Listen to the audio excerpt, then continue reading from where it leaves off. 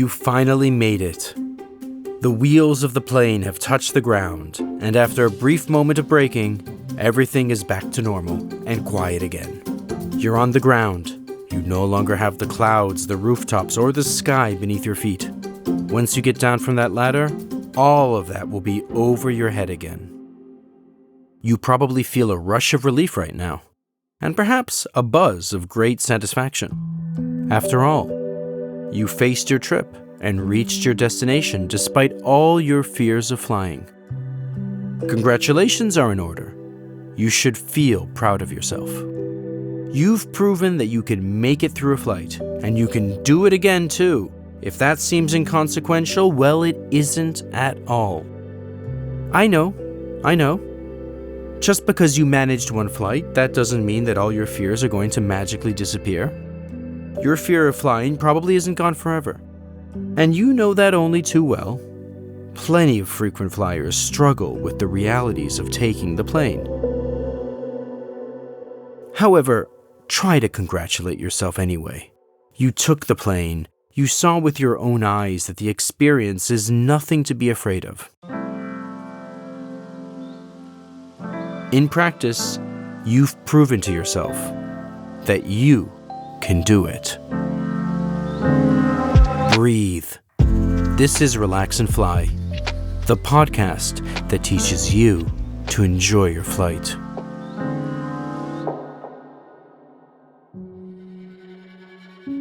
You were brave, and bravery should be rewarded. More than this, you deserve something nice. This is the last episode of the podcast, and it's very important. Don't skip the most enjoyable part. Meanwhile, try also not to minimize the importance of what you just did. Those who aren't afraid of flying will be the first to say, "You just took a plane, that's all." Don't let these words get to you. Don't downplay your achievement. We know how difficult this was for you, how much it took out of you. But this didn't stop you at all. And if you stop to think about it, that's quite an achievement. Perhaps this may appear a little overly dramatic, especially if we consider that just taking a plane doesn't necessarily mean that you've beaten your fears. I'm afraid it isn't that simple. Most of those who are afraid of flying still have to take the plane on a regular basis for work or family reasons. Despite this, they don't enjoy it. They actually hate it. In order to overcome such a hurdle, it's important to grow to know yourself and to find which techniques are useful for you to face the experience of flying and also, why not, even to enjoy it. In the Italian version of this podcast, we talked with Ilaria Petrini, the head coordinator of ITA Airways' I Want to Fly course for those that are afraid of flying. She told us that the success rate is extremely high. Usually, people have one of two attitudes. There are those that prefer to focus on the technical aspects of flying, and they use this knowledge to understand how airplanes work. Then, there are those that prefer to focus on their own emotions, so they focus on relaxation techniques and exercises to beat their anxiety. It's not just about taking a plane and then going on holiday without suffering during the trip. This is the main goal, of course, but delving into one's fear is a great opportunity to get to know yourself better as well.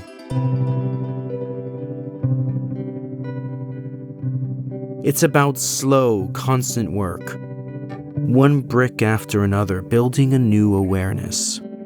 It's about understanding our own humanity a little better. And it's not an easy thing to do, which is why it's important we see value in our effort and give ourselves the right reward. Too many people will downplay their own achievements.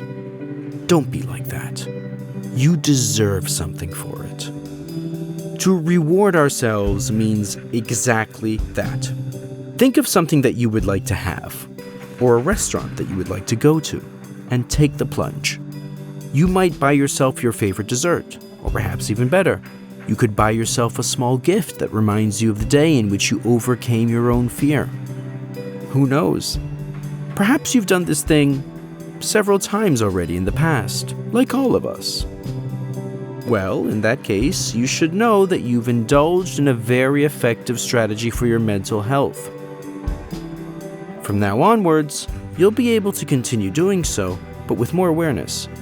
In the end, this is what really changes everything: our self-awareness. We're at the end of this road. However things go, you're attempting to change something that you don't like about yourself. Perhaps reflecting on your fear of flying will bring you to reflect on other things that you would like to improve. Or perhaps you feel fine the way you are, but really just want to go on holiday. Whatever your motivations might be, all I can do now is compliment you. Reflect on what we talked about and what is best for you. Try to see if you need to work more on the technical aspects of flying, for example, or if instead you want to know more about relaxation techniques that you can use in critical moments.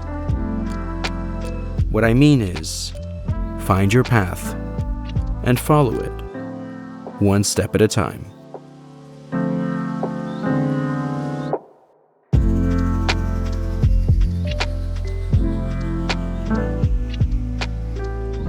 Relax and Fly is a podcast series promoted by Aeroporti di Roma and produced by Cora Media. Written by Ilario Orru, narrated and adapted by John Vincent. Editing by Sarah Poma. The senior producer is Anna Nenna. Studio recordings by Luca Possi. Post-production and sound design by Emanuele Moscatelli.